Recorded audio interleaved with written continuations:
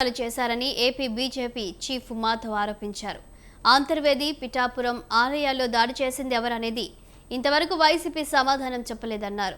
వైసీపీని ఎక్కడ ఉంచాలో అక్కడ ఉంచుతామని ఏపీ బీజేపీ చీఫ్ మాధవ్ తెలిపారు.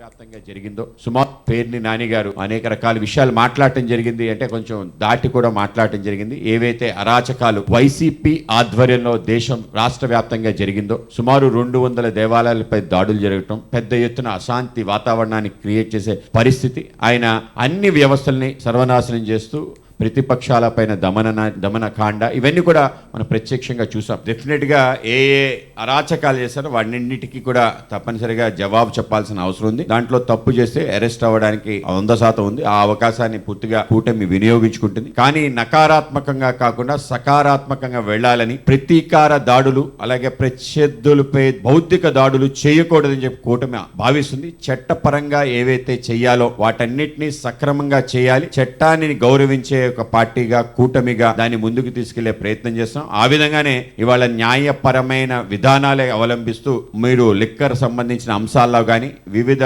నేతలకు సంబంధించిన వాళ్ళ విషయాల్లో కానీ అదే తీరు చూస్తున్నారు.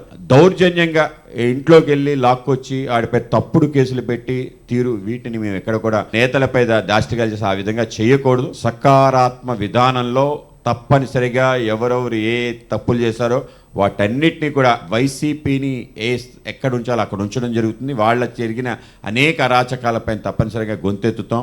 అలాగే అన్ని విషయాలు కూడా మాట్లాడుతున్నాం. ఆ విధంగానే జరుగుతుంది తప్ప ఎటువంటి ఆలోచన లేదు.